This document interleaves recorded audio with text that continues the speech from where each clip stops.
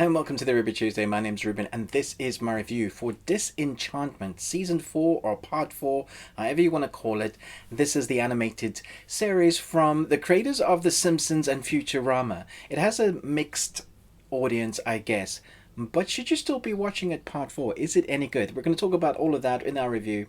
Let's jump in. Attention, Dreamland! So Disenchantment Season 4 picks up with a pretty massive cliffhanger. We have the team that is split up. Bean is in hell. Lucy seemingly is dead. And Alpha, well, Alpha's having to do Alpha things. Bean's father is...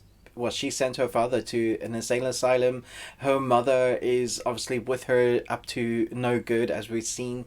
So we have all these puzzle pieces everywhere. And the thing is with this series, I feel like it's been going from strength to strength to strength because it didn't really know what it wanted to be at the beginning. At the first season, we had individual episodes, no real arc, and the fans kind of went, what is this? Why isn't there an arc? Like Futurama, they had individual episodes but also had an arc, which was great.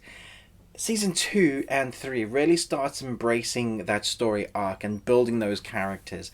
And for Season 4, I have to say, they've just gone 1000% into the arc and almost feels like it's rushing within the first 5 to 6 episodes because of a hell of a lot happens with our characters.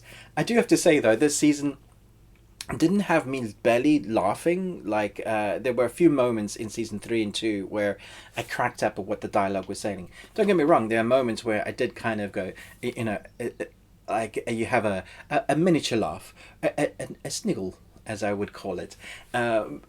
But I didn't find myself barely laughing. That's not to say I wasn't really enjoying it, because I think this is the strongest season so far, because it's not embracing that it's a comedy, it's embracing that it has a good arc and great animation.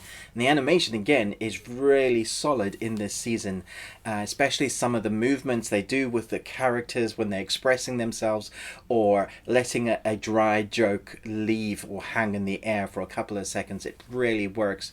And this time around, we have more character growth. Lucy is even finding himself being sort of the good guy.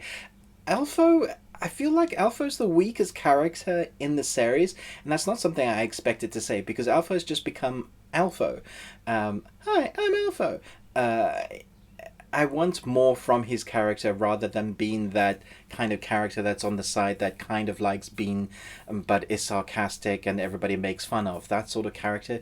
They did build his character up, and so we have a lot to do with his elves in this season, but it does feel like he's the character that's been left out on the wayside. But for the most part, we get a pretty cool backstory for Lucy and Bean and her family arc, what the kingdom is about, where it comes from, the history. Bean has a romance that's kind of explored. Her father as well has a romance explored. It got quite dark for a couple of episodes. I was like, they're not actually going to do that. And then, of course, you explore the moment that happens, and that comes to fruition in the end. It also, again, unfortunately leaves on a massive cliffhanger, which I guess is unfortunately but also good, because the way the story was rushing the arc, I really expected maybe this to be the end and them thinking, oh, we're not going to get any more seasons out of this. But the way it leaves it is obvious that they know that they're getting another season. At least I expect, hopefully, because it has an audience now for people to want to continue watching many more. I think they could continue doing that, as long as it doesn't feel stretched or out or outplayed or outlived, that they still have a decent story to tell. Then I think they could do many more, because one of the things that they keep exploring is how vast this world is. From where we started, we've gone under the ocean this time round, and there's creatures that we're exploring. We get to find out about the elves and their history. We get to find out a little bit more about the creatures that live in the forest. So I think that you could play more into that fantasy, really lean heavily into it, and then keep it almost like older, not for kids, but like older teens, adult kind of humor that might go over younger generations.